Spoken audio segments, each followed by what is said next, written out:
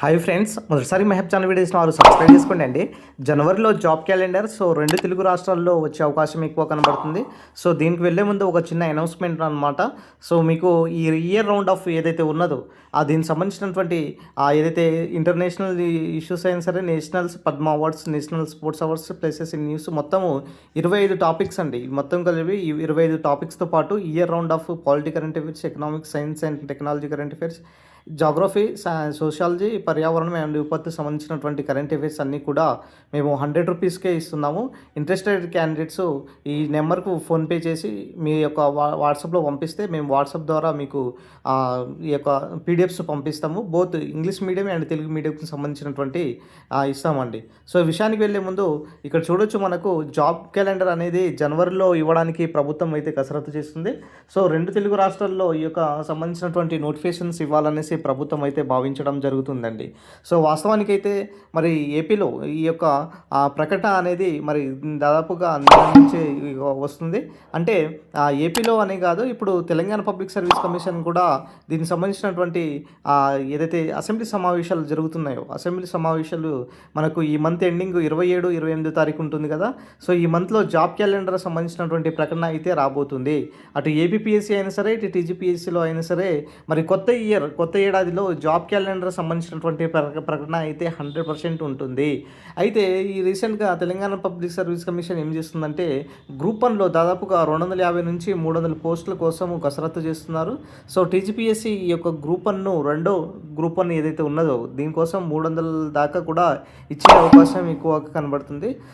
అఫీషియల్గా మనకు మరి రాలేదులే, కానీ దాదాపుగా 200 నుంచి 300 మధ్య పోస్టులను ఎక్స్పెక్ట్ చేయవచ్చు ఈసారి మాత్రము. జనవరిలో మాత్రము ఖచ్చితంగా ఏపీపీఎస్సీ అభ్యర్థులకు అయితే దాదాపుగా 99,000 వరకు ఈ యొక్క ఖాళీలను గుర్తించడం జరిగింది కదా.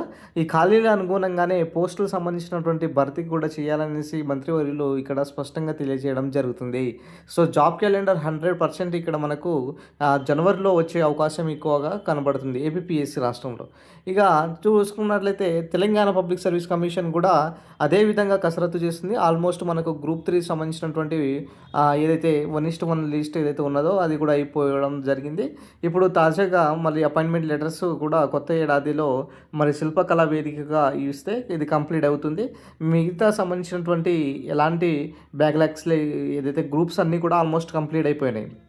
ఇక నెక్స్ట్ ప్రాసెస్ ఏంటిదంటే జాబ్ క్యాలెండర్ ద్వారా 1 by 1 నోటిఫికేషన్స్ ఇవ్వడమే ఈ యొక్క తదుపరి లక్ష్యం అనమాట. అంటే రీసెంట్గా సీఎం గారు ఏం చెప్తున్నారంటే, సభలో మేము చర్చించి దీనికి సంబంధించినటువంటి నోటిఫికేషన్ ఇస్తామనేసి కూడా క్లియర్ కట్గా అనౌన్స్ చేయడం జరిగింది. ఇది ఏదైనా సరే, అటు తెలంగాణ పబ్లిక్ సర్వీస్ కమిషన్ అయినా సరే, ఇటు ఏపీపీఎస్సీ అయినా సరే, రెండు తెలుగు రాష్ట్రాల్లో ఇక నిరుద్యోగులకు ఒక మంచి అవకాశం అనేసి చెప్పుకోవాలి. దాదాపుగా చాలా రోజుల నుంచి వేచి చూస్తున్నారు. తెలంగాణలో కాంగ్రెస్ ప్రభుత్వం అధికారం వచ్చి దాదాపుగా 3 years అయినా కూడా ఒక్క నోటిఫికేషన్ అయితే ఇవ్వలేదు. మరి ఈ నేపథ్యంలో కాంగ్రెస్ ప్రభుత్వం దీనికి సంబంధించినటువంటి నోటిఫికేషన్స్ ఇవ్వాలన్న ఉద్దేశంతో ఇప్పుడు భావించడం జరుగుతుంది. ఖచ్చితంగా నోటిఫికేషన్స్ అనేది దాదాపుగా 100% అయితే 2 రాష్ట్రాల్లో కూడా ఉంటాయండి. ఇప్పుడు మనకు ఈ ఇయర్ ఏదైతే ఉన్నదో 2026 ఏదైతే ఇయర్ ఉన్నదో ఈ 2026లో ఖచ్చితంగా నోటిఫికేషన్స్ 2 తెలుగు రాష్ట్రాల్లో ఉండబోతున్నాయి. మీ ప్రిపరేషన్ను మీరు కనుక ఖచ్చితంగా మంచిగా వేలు తీసుకుపోతే ఖచ్చితంగా 100% దీనికి సంబంధించినటువంటి ఫలితాలను చూడవచ్చు. మరి చాలామంది అడుగుతున్నారు, సార్ ఎంపీటీసీ, జెడ్పీటీసీ ఎలక్షన్స్ ఉన్నాయి, అదేవిధంగా మున్సిపాలిటీ ఎలక్షన్స్ ఉన్నాయి కదా, మరి దీని పరిస్థితి ఏంటి అంటే, ఒకటే అంటున్నా అండి నేను, ఈ యొక్క జాబ్ క్యాలెండర్ ఏదైతే అనౌన్స్మెంట్ ఉంటుందో ఈ అనౌన్స్మెంట్ తర్వాత మనకు ఈ యొక్క ఎంపీటీసీ, జెడ్పీటీసీ ఎలక్షన్స్ అటు ఇటు 2 months 3 months కూడా కంప్లీట్ అయిన తర్వాత మరి దీనికి సంబంధించినటువంటి తర్వాత ప్రక్రియ కూడా కంప్లీట్ అవుతుంది అన్నమాట. ఈ యొక్క నోటిఫికేషన్స్ అని యథావిధిగా స్టార్ట్ చేయడం జరుగుతుంది అనమాట. ఏదైనా సరే ప్రభుత్వం అనుకుంటే కానిది ఏది ఉండదండి.